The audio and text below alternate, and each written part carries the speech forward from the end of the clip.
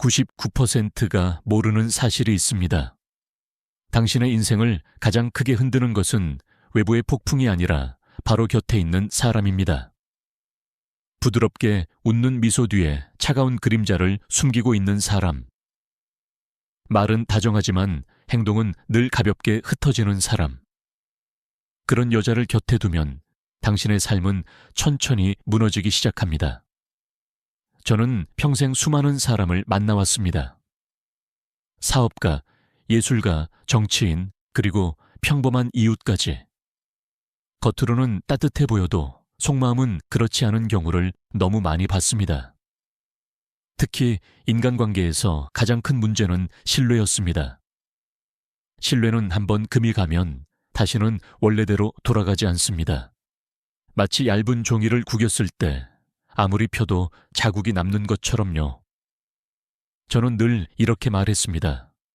약속을 어기는 사람은 결국 자기 미래와도 약속을 어기는 사람이다. 처음엔 작아 보이는 약속이었습니다. 바빠서 잊었어. 별일 아니잖아. 그렇게 넘어가곤 하지요. 하지만 작은 균열이 쌓이면 큰 붕괴로 이어집니다. 당신도 혹시 이런 경험이 있지 않습니까? 믿었던 사람이 사소한 약속조차 가볍게 무시할 때, 그 순간 마음속에서 무엇인가가 무너지는 것을 느낍니다. 역사를 돌아보면 성공한 사람일수록 약속을 지키는데 목숨을 걸었습니다.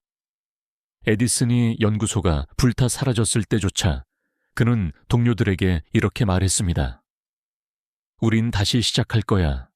내가 책임질게. 그 한마디가 팀을 지켜냈습니다.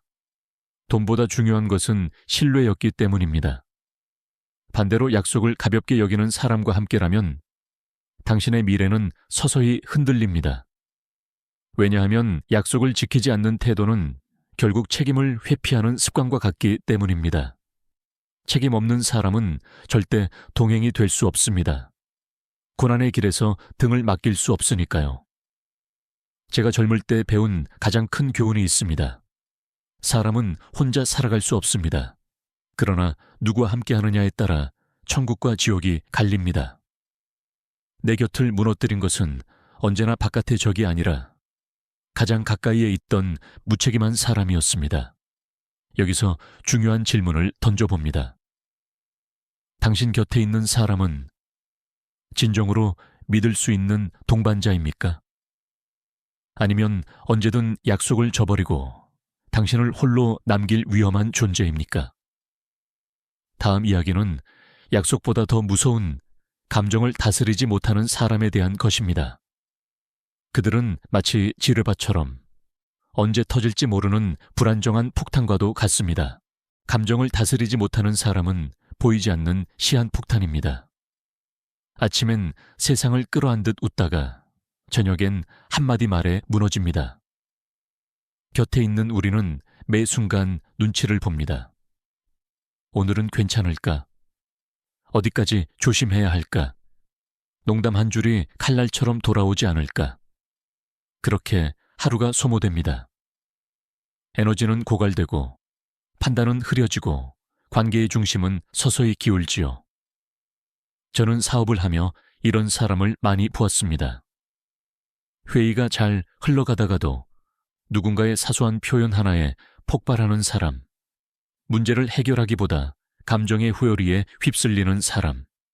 그 순간 팀은 침묵합니다. 누구도 핵심을 말하지 못합니다. 왜냐하면 사실보다 기분이 위험하기 때문입니다. 심리학에서는 이것을 편도체 하이제킹이라 부릅니다. 감정이 이성을 압도하는 순간 우리는 더 이상 판단자가 아니라 반응자가 됩니다.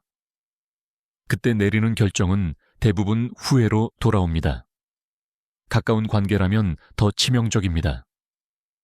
연인의 한숨, 배우자의 표정, 파트너의 톤 변화 하나가 하루 전체를 흔듭니다. 당신의 능력이 문제가 아니라 감정의 날씨가 문제인 겁니다. 제가 존경하는 어떤 선배는 이렇게 말했습니다. 폭풍을 멈출 수 없다면 돛을 정리할 줄은 알아야 한다. 감정을 다스린다는 것은 폭풍을 부정하는 게 아닙니다. 풍향을 읽고 돛을 묶고 배를 안전한 각도로 틀어주는 기술입니다. 마르쿠스 아우렐리우스는 바람은 내 통제 밖이지만 노를 젓는 손은 내 통제 안에 있다고 했습니다. 내부의 손을 잃는 순간 외부의 작은 파도에도 전복됩니다. 한 번은 중요한 계약을 앞두고 있었습니다. 모든 조건이 유리했고 서명만 남은 상황이었죠. 그런데 파트너의 연인이 사소한 메시지 오해로 밤새 분노를 표출했습니다. 다음 날 그는 눈 밑이 퀭한 채로 나타났습니다. 회의 10분 만에 핵심을 놓쳤고 불필요한 말로 상대의 자존심을 건드렸습니다. 계약은 결렬. 문제의 출발점은 경쟁사가 아니라 바로 곁에 불안정함이었습니다. 그가 잃은 건 수익만이 아니었습니다. 신뢰, 평판, 그리고 스스로에 대한 믿음까지. 당신도 혹시 이런 패턴을 겪고 있습니까? 좋을 때는 과하게 끌어올리고 나쁠 때는 바닥까지 끌어내리는 사람. 칭찬은 폭죽처럼 화려하지만 실망은 낙뢰처럼 모든 걸 태워버리는 사람.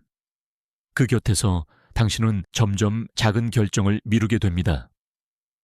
왜냐하면 어떤 말이, 어떤 표정이, 어떤 숨소리가 폭발 버튼이 될지 모르기 때문이죠. 그리고 미루는 동안 기회는 다른 사람의 손으로 넘어갑니다. 역사 속 위기관리의 본질은 냉정함이었습니다. 노르만디 상륙작전에 암호 한 줄이 흔들렸다면 결과는 달라졌을 것입니다. 항공기의 체크리스트가 기분에 따라 건너뛰어진다면 착륙은 매번 도박이 되겠죠. 우리 삶도 같습니다. 가정의 위기, 사업의 급브레이크, 인간관계의 오해. 이때 필요한 건 소리치는 사람이 아니라 호흡을 고르는 사람입니다. 숨을 3초 들이마시고 6초 내쉬는 단순한 리듬만으로도 신경계는 안정됩니다. 지금의 감정은 사실인가? 해석인가? 이 질문 하나로도 폭발은 수그러듭니다. 하지만 감정을 다스리지 못하는 사람은 질문을 거부합니다. 사실보다 느낌을 신뢰하고 근거보다 상처를 선택합니다. 그들의 말은 이렇게 흘러갑니다. 난 그렇게 느꼈어. 그러니 그게 진실이야. 문제는 그 진실이 매일 바뀐다는 겁니다. 어제의 약속이 오늘의 분노로 취소되고 오늘의 분노가 내일의 후회로 바뀝니다. 그 사이에서 무너지는 것은 일정, 팀워크, 그리고 미래의 방향성입니다. 저는 개인적으로 한 가지 원칙을 세웠습니다. 결정은 감정이 잠잠할 때 내린다. 격앙된 순간에는 잠시 멈춘다. 대화는 새벽보다 저녁에 하지 않는다. 왜냐하면 밤은 오해를 키우고 새벽은 피곤을 진실로 위장하기 때문입니다. 이 단순한 원칙이 많은 갈등을 예방해 주었습니다. 그렇다면 질문입니다. 당신 곁의 사람은 파도를 가르는 키입니까? 아니면 파도를 키우는 선풍기입니까? 그 사람이 옆에 있을 때 당신의 호흡은 깊어집니까? 얕아집니까? 목소리는 낮아집니까? 커집니까? 몸은 이완됩니까? 긴장됩니까? 몸의 반응은 거짓말을 하지 않습니다. 물론 우리는 완벽한 사람을 찾는 게 아닙니다. 완벽이 아니라 훈련이 필요합니다. 감정은 훈련으로 길들여집니다. 멈춤, 호흡, 명령, 선택. 4단계만 익혀도 삶은 달라집니다. 멈춤, 반사적으로 반응하지 않는다. 호흡, 3-6호흡으로 신경계를 낮춘다. 명령, 지금 내가 느끼는 감정은 분노, 두려움, 수치심이다 라고 이름 붙인다. 선택, 내가 보호하고 싶은 가치를 기준으로 말과 행동을 고른다. 이 과정을 함께 해줄 수 있는 사람, 혹은 스스로 할 줄 아는 사람과 동행해야 합니다. 반대로 감정을 무기로 쓰는 사람을 조심하십시오.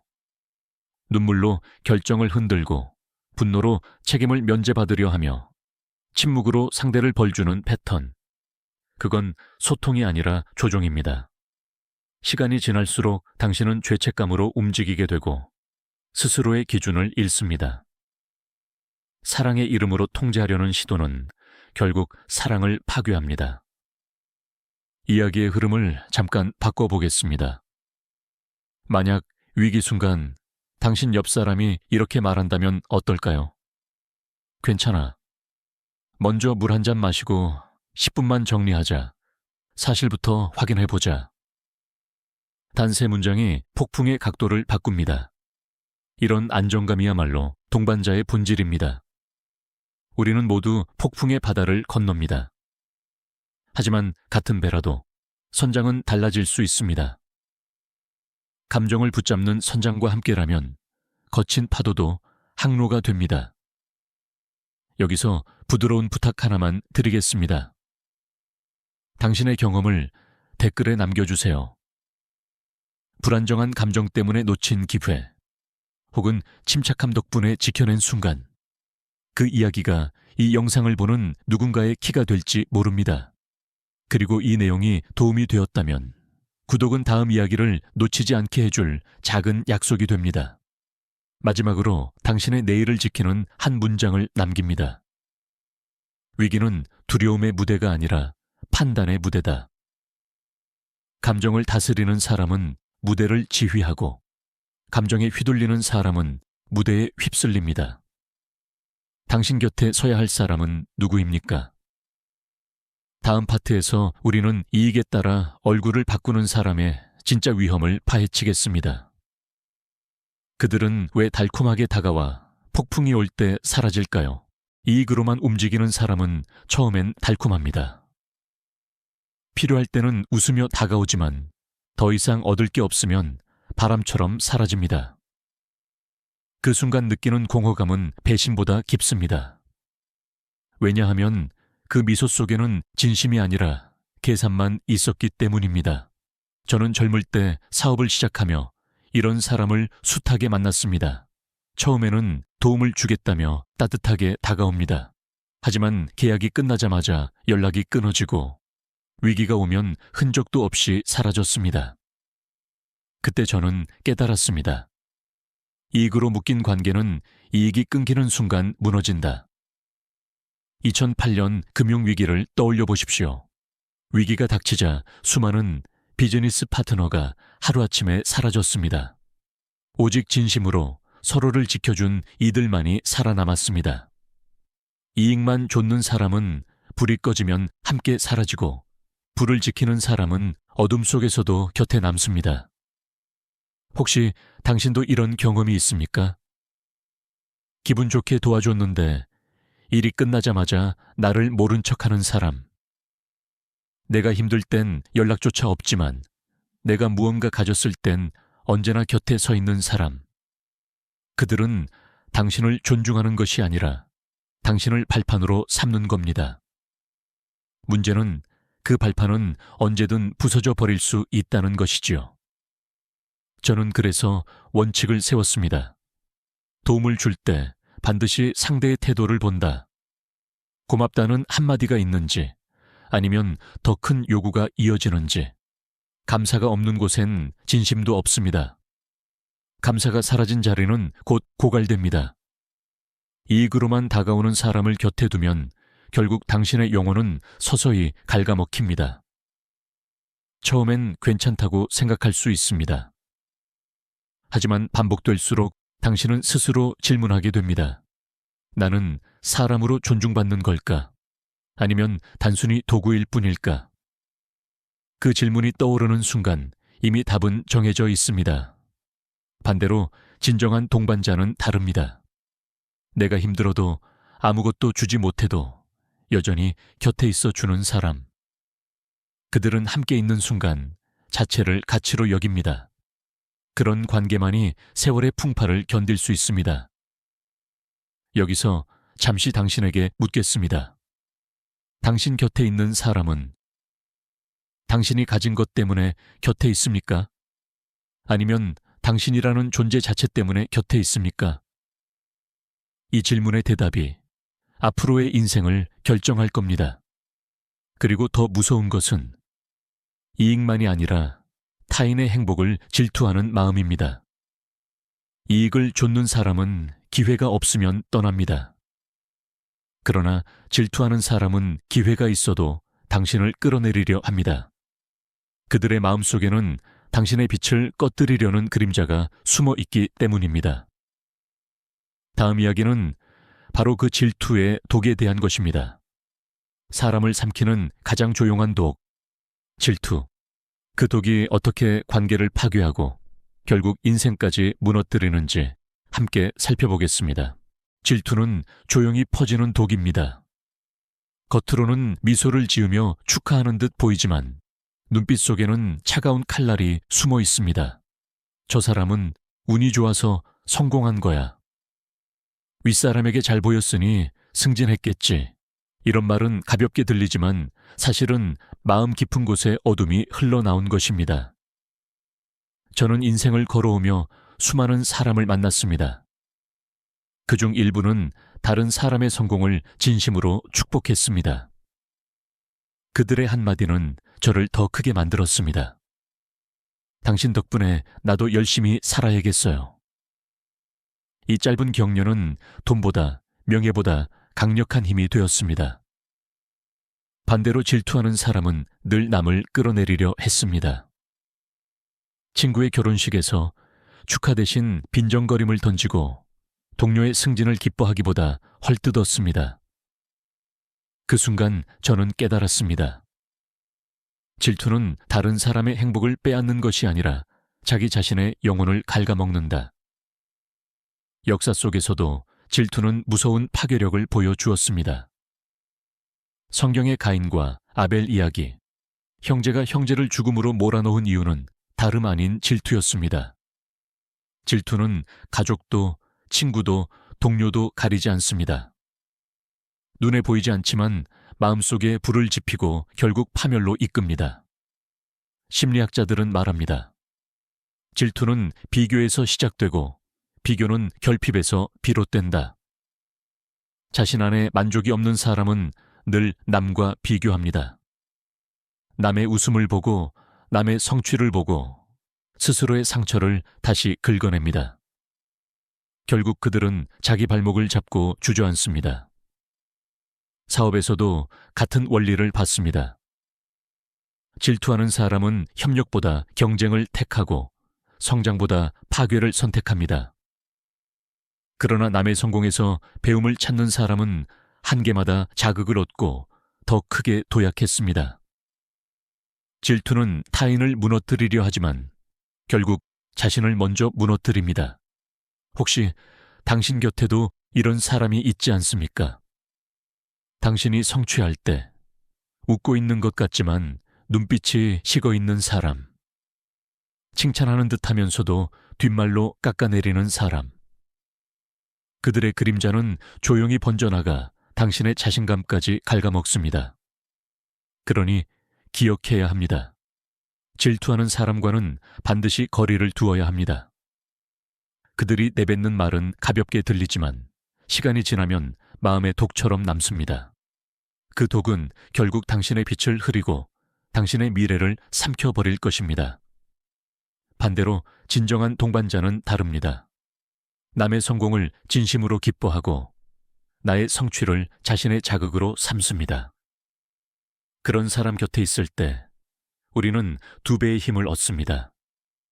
기쁨은 배가 되고 실패는 절반으로 나눠집니다. 인생에서 필요한 것은 질투의 그림자가 아니라 함께 빛을 키워줄 동반자입니다. 이제 당신에게 묻습니다. 주변 사람의 성공 앞에서 당신은 어떤 태도를 보입니까? 또 당신 곁에 있는 사람들은 당신의 성공 앞에서 어떤 반응을 보입니까? 그 대답 속에 당신의 미래가 숨어 있습니다. 다음 이야기는 말이라는 보이지 않는 무기입니다. 질투보다 더 날카롭고 관계를 파괴하는 가장 흔한 칼날. 바로 비아냥과 조롱으로 상대의 심장을 찌르는 언어의 독에 대해 다루겠습니다. 말은 눈에 보이지 않는 무기입니다. 웃으며 내뱉은 한마디가 칼날처럼 마음을 찌르고 농담처럼 던진 말이 평생의 상처로 남습니다. 특히 가까운 사람의 말일수록 더 깊게 파고듭니다. 타인의 비난보다 곁에 있는 사람의 한마디 조롱이 훨씬 치명적입니다. 저는 젊을 때부터 이 사실을 수없이 경험했습니다. 사업을 시작했을 때 주변에 수많은 비아냥을 들어야 했습니다. 네가 뭘 할 수 있겠어? 그건 실패할 게 뻔해. 하지만 저는 그 말에 휘둘리지 않았습니다. 오히려 그 독설들을 발판 삼아 더 크게 도전했습니다. 그러나 문제는 외부의 비난이 아니라 곁에 있는 사람의 조롱이었습니다. 가장 가까운 이가 던진 한마디, 넌 왜 그것밖에 못해? 그 말은 다른 비난보다도 훨씬 오래 제 가슴에 남았습니다. 역사 속에서도 말의 힘은 분명했습니다. 윈스턴 처칠은 전쟁 중 이렇게 말했습니다.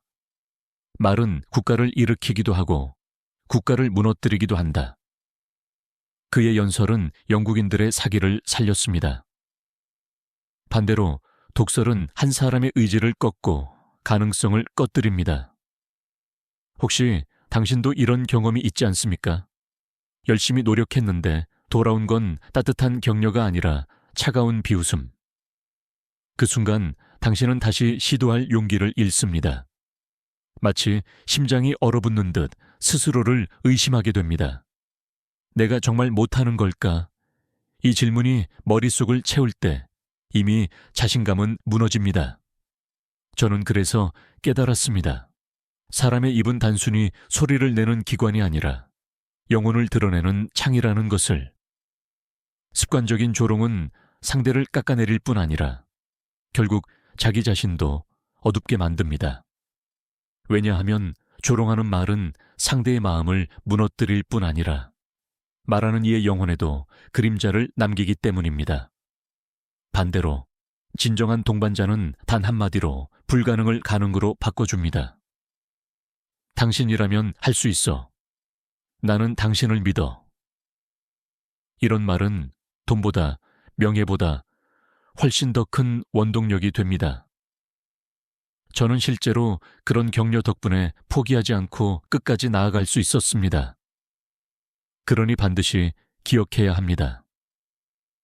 비아냥과 조롱을 무기로 쓰는 사람과는 거리를 두십시오.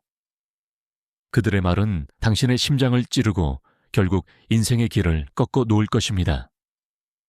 말은 씨앗과 같습니다. 축복의 말을 심는 사람은 희망을 거두고 독설을 심는 사람은 절망을 거둡니다. 당신의 인생밭에 어떤 씨앗을 뿌릴 사람을 곁에 두겠습니까? 그리고 여기서 중요한 질문을 던져봅니다.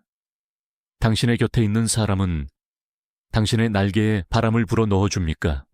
아니면 그 바람을 끊어버립니까? 이 질문에 대한 대답이 곧 당신의 미래를 예언합니다. 다음 이야기는 비교와 허영에 대해 다루겠습니다. 남과 끊임없이 비교하는 사람, 그리고 겉모습만 화려한 사람. 그들의 그림자가 어떻게 관계를 무너뜨리고 결국 삶을 공허하게 만드는지 살펴보겠습니다. 비교와 허영은 관계를 서서히 좀먹는 또 다른 독입니다. 겉으로는 별것 아닌 것처럼 보이지만 시간이 지날수록 영혼을 갉아먹고 결국 삶을 무너뜨립니다. 저는 한번 이런 이야기를 들은 적이 있습니다. 어떤 남자가 있었습니다. 그는 누구보다 성실했고 가정을 지키기 위해 밤낮으로 일했습니다. 그러나 아내의 입에서 끊임없이 이런 말이 흘러나왔습니다. 저 집 남편은 벌써 집을 2채나 샀대. 다른 사람은 더 잘 나가는데 우리는 왜 이 모양이야? 처음엔 농담처럼 들렸습니다. 하지만 시간이 갈수록 남자의 마음속엔 깊은 상처가 생겼습니다. 결국 그는 자신이 아무리 노력해도 인정받을 수 없다는 절망에 빠졌습니다. 이것이 비교의 무서움입니다. 비교는 결국 불만을 낳고 불만은 집안을 무너뜨립니다. 심리학자들은 말합니다. 비교는 행복을 도둑질하는 가장 빠른 방법이다. 행복은 절대 외부에 있지 않습니다. 내가 가진 것에 감사할 때만 자라납니다. 저도 젊은 시절 가진 게 거의 없었습니다. 그러나 단 한 번도 남과 비교하지 않았습니다. 대신 이렇게 다짐했습니다. 남과 싸우지 말고 어제의 나와 싸워라. 이 철학은 저를 끝까지 버티게 했습니다. 비교는 나를 약하게 하지만 자기 자신과의 싸움은 나를 강하게 만듭니다. 비교의 반대편에는 허영이 있습니다. 겉모습만 번지르르하게 치장하는 사람. 비싼 옷, 반짝이는 장신구, 화려한 말투. 처음엔 눈부셔 보입니다. 하지만 가까이 갈수록 알게 됩니다. 그 화려함 뒤엔 책임도 성실도 내면의 힘도 없다는 사실을 마치 금박을 입힌 얇은 종이처럼 손끝만 스쳐도 쉽게 찢어져 버립니다. 저 역시 한때 이런 사람 곁에 있었습니다. 처음에는 그녀의 화려함이 제 인생까지 빛나게 해주는 것 같았습니다. 그러나 시간이 흐르자 깨달았습니다. 그 빛은 껍데기에 불과했고 결국 남는 것은 공허 한 뿐이었습니다. 사업에서도 같은 원리를 보았습니다. 겉만 화려한 계약은 결국 속이 비어 있었습니다. 포장만 믿고 달려들면 반드시 손해를 봅니다. 사람도 똑같습니다. 겉모습만 화려한 사람은 위기의 순간 아무 힘도 되지 못합니다. 오히려 그 화려함을 유지하려 당신의 에너지를 갉아먹습니다. 반대로 진짜 아름다움은 다릅니다. 화려하지 않아도 믿음을 주는 사람. 외적인 장식보다 내적인 힘으로 주변을 밝히는 사람. 그런 사람 곁에 있을 때 비로소 인생은 든든해집니다. 그러니 기억하십시오. 남과 끊임없이 비교하는 사람, 그 엎대기만 화려한 사람과는 반드시 거리를 두어야 합니다. 그들의 말은 당신의 자존심을 갉아먹고 그들의 허영은 당신의 인생을 공허하게 만들 것입니다. 비교는 행복을 빼앗고 허영은 에너지를 빼앗습니다. 그 결과 남는 것은 피로와 상실감뿐입니다. 이제 스스로에게 물어보십시오. 당신 곁의 사람은 작은 것에도 감사합니까? 아니면 끊임없이 다른 사람과 비교합니까? 겉모습이 아니라 내면의 힘으로 빛을 냅니까? 아니면 포장으로만 빛을 내고 있습니까? 그 대답이 곧 당신의 내일을 말해 줄 것입니다. 다음 이야기는 더 치명적인 유형, 바로 책임을 회피하는 사람입니다. 잘 될 땐 자기 공으로 돌리고 잘못되면 언제나 남 탓으로 돌리는 사람. 그들과 함께라면 인생의 배는 절대로 안전할 수 없습니다. 책임을 회피하는 사람은 관계와 인생을 갉아먹는 가장 위험한 유형 중 하나입니다. 잘 될 때는 자기 공이라고 말하지만 일이 어그러지면 곧장 다른 사람을 탓합니다. 그들의 입에서 가장 자주 들리는 말은 단 하나. 내 잘못이 아니야. 저는 한번 이런 경험을 한 적이 있습니다. 중요한 프로젝트를 함께 진행하던 한 여자가 있었습니다. 작은 실수 하나로 전체 일정이 지연되었는데 그녀는 끝까지 인정하지 않았습니다. 당신이 제대로 알려주지 않아서 그래. 환경이 나빴잖아. 내 탓이 아니야. 그 순간 저는 확신했습니다. 책임을 외면하는 사람은 절대 신뢰할 수 없다는 것을. 왜냐하면 책임을 회피하는 순간 성장은 멈추기 때문입니다. 실수를 끌어안는 사람만이 교훈을 얻고 교훈을 얻은 사람만이 더 강해집니다. 저는 젊은 시절 수없이 많은 실패를 겪었습니다. 하지만 저는 그 실패를 제 몫으로 받아들였습니다. 왜냐하면 책임을 지는 순간에만 새로운 길이 열리기 때문입니다. 역사 속에서도 이 원리는 똑같았습니다. 타이타닉호의 선장 스미스는 침몰 직전까지 배를 지켰습니다. 그는 끝내 목숨을 잃었지만 사람들은 그를 비난하지 않았습니다. 오히려 존경했습니다. 반대로 책임을 회피하며 도망친 사람들은 지금까지도 비겁자의 이름으로 남아 있습니다. 책임은 무겁습니다. 그러나 그 무게가 사람을 단단하게 만듭니다. 혹시 당신 곁에도 이런 사람이 있지 않습니까? 잘 될 땐 앞장서고 위기가 오면 뒤로 물러나는 사람. 공은 가로채고 실패는 떠넘기는 사람. 그런 관계는 마치 구멍난 배와 같습니다. 아무리 노를 저어도 결국 함께 가라앉을 수밖에 없습니다. 반대로 책임을 지는 사람은 다릅니다. 자신의 실수를 인정하고 진심으로 사과하며 다시는 같은 일이 반복되지 않도록 다짐합니다. 그 태도는 신뢰를 쌓고 그 신뢰는 관계를 지탱하는 기둥이 됩니다. 저는 그런 사람과 오래도록 믿음을 나눌 수 있었습니다. 실수는 두렵지 않습니다. 두려운 것은 실수를 숨기고 책임을 떠넘기는 태도입니다. 여기서 중요한 질문을 던집니다. 만약 인생의 폭풍이 닥쳤을 때 당신 곁에 있는 사람이 등을 돌린다면 당신은 혼자 살아남을 수 있겠습니까? 책임을 함께 짊어지지 못하는 사람은 결코 동행이 될 수 없습니다. 책임을 회피하는 사람 곁에 오래 머물면 결국 당신도 그 습관에 물듭니다. 실패를 남 탓으로 돌리고 성장의 기회를 잃게 됩니다. 그러니 반드시 기억해야 합니다. 책임을 회피하는 사람과는 거리를 두어야 합니다. 그들의 습관은 결국 당신의 삶을 무너뜨리고 당신을 홀로 남겨둘 것입니다. 다음 이야기는 또 다른 위험한 유형, 바로 남을 조종하려 드는 사람과 희생을 가장해 죄책감을 심는 사람에 대한 것입니다. 그들은 사랑이라는 이름으로 자유를 빼앗고 헌신이라는 가면으로 상대를 얽어매려 합니다. 그들의 그림자를 파헤치면 우리는 진짜 동반자와 가짜 동반자를 구분할 수 있습니다. 남을 조종하려 드는 사람은 겉으로는 다정해 보이지만 말 속에는 늘 숨은 의도가 숨어 있습니다. 처음에는 부탁처럼 들립니다. 당신이 이렇게 해주면 좋겠어. 내가 원하는 건 이거야.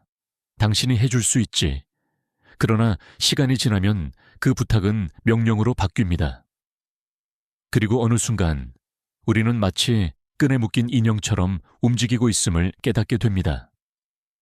저는 젊은 시절 실제로 이런 관계를 경험했습니다. 사랑이라는 이름으로 내 선택을 빼앗기고 자유라는 이름으로 죄책감을 강요당했습니다. 그때 깨달았습니다. 사랑을 빙자에 조종하는 것은 사랑이 아니라 지배라는 사실을. 심리학에서는 이것을 가스라이팅, 갓라이팅이라고 부릅니다. 상대의 생각과 감정을 교묘하게 흔들어 결국 자기 뜻대로 끌고 가는 심리 조종. 처음에는 잘 느껴지지 않습니다. 그러나 시간이 지날수록 스스로를 의심하게 되고 결국 자기 목소리를 잃습니다. 자유가 사라진 사랑은 오래가지 못합니다. 존중 없는 관계는 결국 무너집니다. 그리고 또 다른 무서운 유형이 있습니다. 바로 희생을 가장한 채 죄책감을 심는 사람입니다. 그들은 늘 이렇게 말합니다. 내가 너 때문에 얼마나 고생하는지 알아. 내가 다 희생했는데 넌 왜 날 만족시키지 못해? 겉으로는 헌신처럼 보이지만 그 안에는 거래가 숨어 있습니다. 그 희생은 무조건적이지 않습니다. 조건부 희생, 그 대가는 끝없는 죄책감입니다. 저는 이런 사람을 곁에 둔 남자들이 점점 자유를 잃고 자기 인생을 선택하지 못하는 모습을 보았습니다. 사랑은 선택이어야 하는데 어느새 빚진 마음으로 끌려다니게 됩니다. 결국 그 관계는 무너지고 남는 건 상처뿐이었습니다. 반대로 진짜 헌신은 다릅니다. 아무것도 요구하지 않고 함께 있는 순간 자체를 기쁨으로 여깁니다. 그들은 희생을 무기가 아니라 날개로 만듭니다. 그 곁에 있을 때는 자유가 살아있고 오히려 삶이 가벼워집니다. 저는 그런 사람과 함께 했을 때 비로소 인생의 무게를 이겨낼 힘을 얻었습니다. 혹시 당신 곁에도 이런 사람이 있지 않습니까? 도움을 준 뒤 고마움보다 죄책감을 남기는 사람. 사랑을 말하지만 사실은 통제를 원하는 사람. 그들은 동반자가 아니라 족쇄입니다. 사랑은 묶는 게 아니라 함께 앞으로 나아가게 하는 날개여야 합니다. 여기서 중요한 질문을 던집니다. 당신의 곁에 있는 사람은 날개입니까? 족쇄입니까? 이 질문에 대한 대답이 곧 당신의 내일을 결정할 것입니다. 다음 이야기는 인생을 송두리째 흔드는 또 다른 위험한 유형에 대해 다룰 것입니다. 바로 거짓말을 습관처럼 내뱉는 사람과 자신의 욕망만 추구하는 사람. 그들의 그림자는 달콤해 보이지만 결국 당신의 삶을 파괴할 불씨가 됩니다. 거짓을 습관처럼 내뱉는 사람은 처음엔 달콤합니다. 곧 갈게. 걱정하지 마. 다 잘 되고 있어. 말만 들으면 안심이 되지만 시간이 지나면 사실이 아님이 드러납니다. 작은 거짓말로 시작했지만 결국 큰 배신으로 이어집니다. 저는 사업을 하면서 이런 사람들을 자주 보았습니다. 좋은 소식은 과장하고 불리한 소식은 숨겼습니다. 그 순간에는 기분이 나아지지만 결국 위기를 피하지 못했습니다. 거짓은 단순한 실수가 아닙니다. 거짓은 신뢰를 무너뜨리는 독입니다.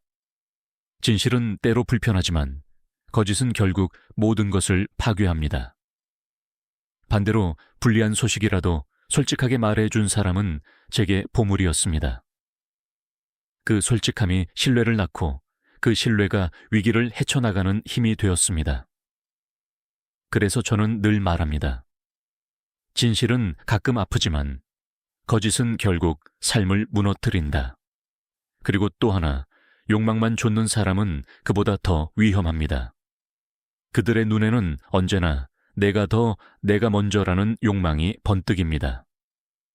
함께 시작한 길에서도 자기에게 유리한 방향이 보이면 주저없이 돌아섭니다. 약속은 뒤로 밀리고 동행은 금세 무너집니다. 그들의 선택은 언제나 자기만의 이익을 향해 있기 때문입니다. 저는 이런 사람을 곁에 둔 적이 있었습니다. 그는 늘 빠른 길, 쉬운 길, 자기에게만 이득이 되는 길을 택했습니다. 처음엔 똑똑해 보였지만 시간이 지나자 알게 되었습니다. 그는 함께 걸을 수 있는 동반자가 아니라 언제든 떠날 수 있는 나그네였다는 것을. 욕망은 불처럼 타오릅니다. 불은 처음엔 따뜻하지만 오래 두면 결국 잿더미만 남깁니다. 반대로 책임과 신뢰는 나무처럼 자라납니다. 시간이 흐를수록 그늘을 드리우고 열매를 맺습니다. 혹시 당신 곁에도 이런 사람이 있지 않습니까? 함께 있을 때는 즐겁지만 결국 자기 이익만 챙기고 떠나는 사람. 그들의 불꽃은 잠시 당신을 밝히지만 결국 당신을 태워 없애버릴 것입니다. 반대로 자신보다 상대를 먼저 생각할 줄 아는 사람은 다릅니다.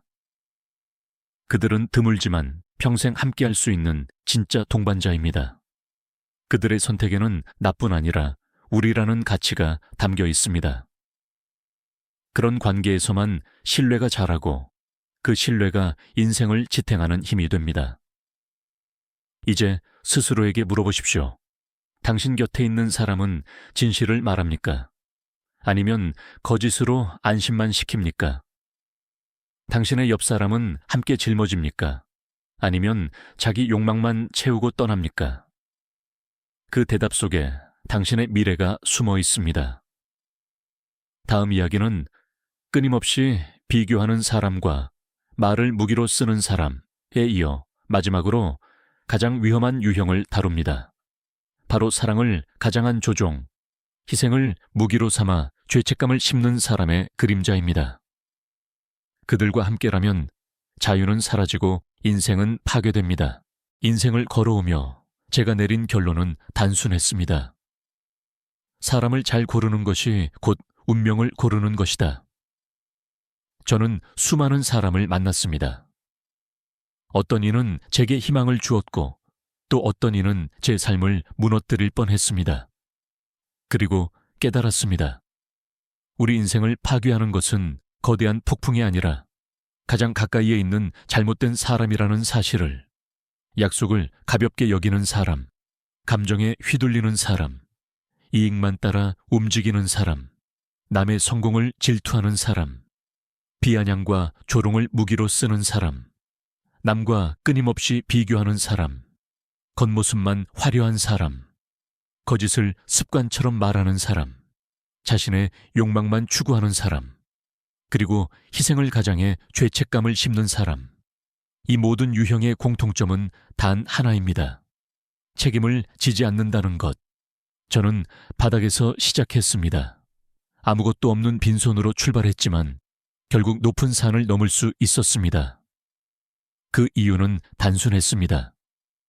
곁에 둘 사람을 고르는 기준이 분명했기 때문입니다.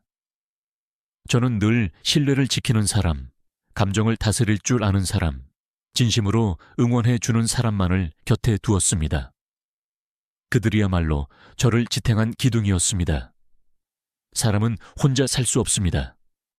그러나 누구와 함께하느냐에 따라 삶은 천국이 되기도 하고 지옥이 되기도 합니다. 잘못된 사람 곁에 서면 인생은 모래 위에 지은 집처럼 무너집니다. 그러나 올바른 사람과 함께라면 그 어떤 폭풍이 몰아쳐도 흔들리지 않는 성이 됩니다.